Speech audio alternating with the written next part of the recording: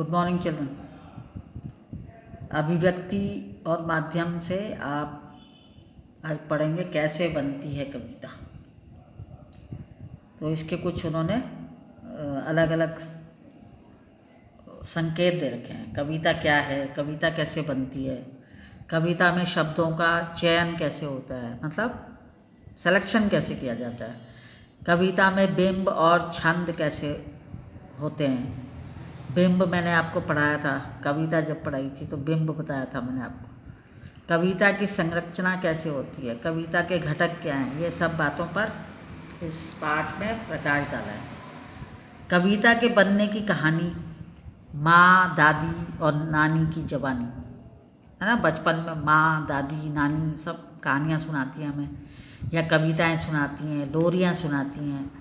खेतों के ढोल, बच्चों के खेल गीत, स्कूल में उनका पहला कदम, तोतली जबान से गीत दोहराता बच्चा, उनमें कुछ नए शब्द जोड़ता बच्चा। कविता की ये जानी पहचानी दुनिया है जिसे हम सब जानते हैं। तो आप जैसे ही इन स्मृतियों से जुड़ेंगे कुछ बुनियादी सवालों पर सोचने को विवश हो जाएंगे। क्या कारण है कि दुनिया के हर बच्चे की पढ़ाई नर्सरी गानों से शुरू होती है। कविताएं बहुत सिखाई जाती हैं छोटे में। वह कौन सी चीज़ है कविता के बोल में जो दुनिया के बोल से ताल मिलाने के लिए ज़रूरी है। जैसे ही इन सवालों की ओर मुखातिब होते हैं कविता की जानी पहचानी दुनिया अनजानी लगने लगती है। तो कविता के खेत खलियान, बाग बगीचे, चिड़िया, शेर, मोची, पानी, सूखा, गांव, नगर सब अपरिचित से लगने लगते हैं। और इस अपरिचित दुनिया में गोते लगाने वाले आलोचक और कवियों को कविता कभी जादू लगती है और कभी एक पहेली।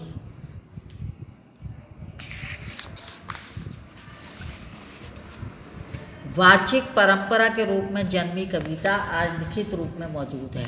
उसके साथ ही मौजूद है ये सवाल कि कविता क्या है। यद्यपि कविता की इस पहेली को बूझना जटिल प्रक्रिया है, सारी जटिलता के बावजूद कविता हमारी संवेदना के निकट होती है। सबको कविता लिखनी नहीं आती है, लेकिन हम अगर तुक मिलाने चाहें तो हम बना सकते हैं कविता। वह हमारे मन को छू लेती है, कभी कभी झकझोर देती है। कविता के मूल में संवेदना है, राग तत्व है। ये संवेदना संपूर्ण सृष्टि से जुड़ने और उसे अपना बना लेने का बोध है। और ये वही संवेदना है जिसने रत्नाकर डाकू को वाल्मीकि बना दिया।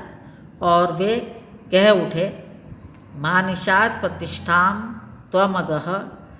ये आपको इससे मतलब नहीं है, ये संस्कृत में है, छोड़िए इसको। लेकिन मैं आपको इतना बता दूं कि रत्नाकर डाकू वाल्मीकि कैसे बने, थोड़ा सा पता होना चाहिए आपको जब आपके इसमें आ गया। तो एक थे डाकू रत्नाकर। वे क्या करते थे कि जंगल से आने जाने वाले लोगों को लूट कर अपने परिवार का पालन पोषण करते थे। रोज का ही काम था उनका। तो एक बार ऐसे ही दो साधु दिखे उन्हें, तो उन्होंने उनको पेड़ से बांध दिया। पहले उन्हें कहा कि जो कुछ है वो दे दो। उन्होंने कहा जी हमारे पास तो सिर्फ कमंडल है और तो हमारे पास कुछ है नहीं। तो डाकू रत्नाकर ने उन्हें पेड़ से बांध दिया। तो तब साधुओं ने उन्हें कहा कि ऐसा करो कि जिनके लिए तुम लूट पाट करते हो, परिवार का पालन पोषण के लिए इतनी लूट पाट करते हो, जाओ जरा घर वालों से पूछो तो सही कि जो तुम ये लूट पाट का गलत काम करते हो, क्या इसकी सज़ा मिलने पर वे तुम्हारे साथ भागी बनेंगे, तुम्हारा साथ देंगे उस समय। तो इसने रत्नाकर ने सोचा कि ये मुझे बेवकूफ़ बना रहे हैं।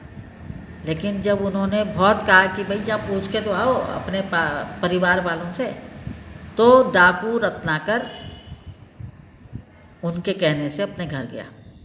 उसने अपनी पत्नी से, अपने माता पिता से, अपने बच्चों से, सबसे पूछा कि भाई मैं तुम लोगों के लिए इतनी लूट पाट करता हूँ और तब मैं तुम्हारा पालन पोषण करता हूँ, तो क्या तुम मेरा साथ दोगे मुसीबत में, या जब पकड़ा जाऊँ या तो तब आप क्या साथ देंगे मेरा।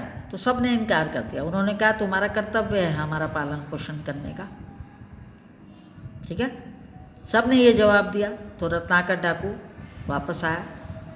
उसने उन साधुओं को खोला तो वे जो दोनों साधु थे उन्होंने अपने असली रूप में प्रकट हुए। तो वे जो थे ब्रह्मा जी थे वो। तो उन्होंने कहा भाई तुम इतनी लूटपाट करते हो, मैंने तुम्हें कहा था ना कि जाओ पूछ के आओ, तो सबने मना कर दिया तुम्हें। अब तुम्हें एहसास हो गया कि कोई तुम्हारा साथ नहीं देगा। तो तब रत्नाकर डाकू जो है उनके पैरों में पड़ गया। उसने कहा मुझे मुक्ति का मार्ग दिखाइए कि मेरा मतलब इतना जो मैंने गलत काम किए हैं उससे छुटकारा कैसे मिलेगा मुझे। तो वो था डाकू था वो। डाकू की इतना दिमाग नहीं होता, बुद्धि नहीं होती। तो उन्होंने कहा भाई ऐसा कर, मरा मरा जब, मरा मरा जब। तो आप अगर मरा मरा बोलेंगे तो क्या सुनाई देगा? मरा मरा मरा मरा मरा मरा राम सुनाई दे रहा। तो उन्होंने इस तरह से उसको सिखाया। तो रत्नाकर जो था वह उनकी बात मानकर मरा मरा जपने बैठ गया, पालथी मार के, जैसे साधु लोग तपस्या करते हैं उस ढंग से बैठ गया। सालों साल वो मरा मरा जपता रहा, जपता रहा, जपता रहा, जपता रहा। तो क्या हुआ कि उसके शरीर पर दीमकों ने घर बना लिया। ठीक है। तो वल्मीक कहते हैं संस्कृत में दीमक को। ठीक है, वल्मीक बोलते हैं संस्कृत में दीमक को। इसलिए उसको सुंदर सा नाम बना के वाल्मीकि नाम पड़ गया उनका। तो ऐसे हुए वाल्मीकि। अब फिर देखिए कितने बड़े ऋषि बने हुए। तो रत्नाकर डाकू जो था वो वाल्मीकि ऐसे बना, और वाल्मीकि का वाल्मीकि कर दिया, अच्छा नाम कर दिया उसका। ठीक है। अब इसी को सुमित्रा नंदन पंत ने कहा है कि वियोगी होगा पहला कवि, आहा से उपजा होगा गान, उमड़ कर आँखों से चुपचाप वही होगी कविता अनजान। तो सवाल ये उठता है कि जो वस्तु हमारे इतने निकट है उसे हम उसी तरह क्यों नहीं कह पाते जैसे कवि कहता है? क्योंकि हम कवि नहीं हैं भाई, हमें बहुत कुछ सोचना पड़ेगा, तब जाके हम कविता की रचना कर पाएंगे। बना हम भी सकते हैं, आप भी बना सकते हैं, लेकिन तुक मिलाने पड़ता है ना कविता के लिए। जहाँ तक कविता लेखन का सवाल है, इस संबंध में दो मत मिलते हैं, दो विचार मिलते हैं। क्या? एक तो ये कि कविता रचने की कोई प्रणाली सिखाई या बताई नहीं जा सकती है, ये तो अपना आप पैदा होती है अंदर से।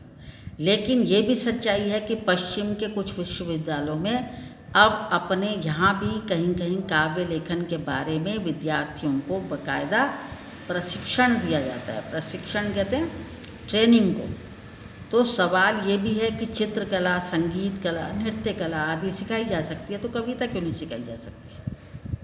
पेंटिंग सीखते हैं लोग, म्यूज़िक सीखते हैं लोग, डांस सीखते हैं लोग।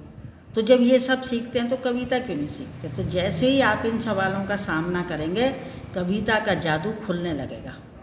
और ये वो संसार है जो आपको संभवतः एक कवि ना बना पाए, लेकिन अच्छा भावुक या सहृदय पाठक जरूर बना देगा।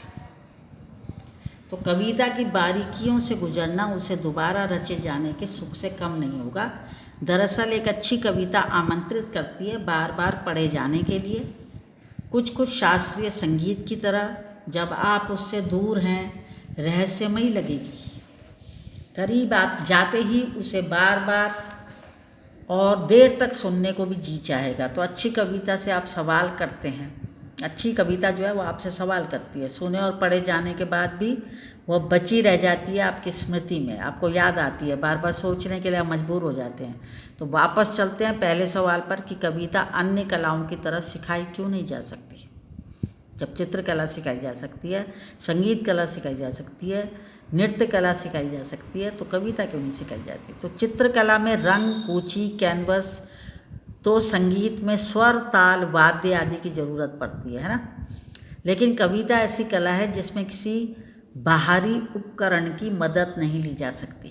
कवि की एक कठिनाई ये भी होती है कि उसे भाषा के उन्हीं उपकरणों से काम लेकर कुछ विशेष रचना होता है जो विभिन्न विषयों, जैसे भूगोल है, ज्योग्राफी जिसको कहते हैं आप, अर्थशास्त्र है, इकोनॉमिक्स है, एवं हमारे दैनिक जीवन का माध्यम है, तो वह अपनी इच्छा अनुसार शब्दों को जुटाता है और उसे लय से गठित करता है।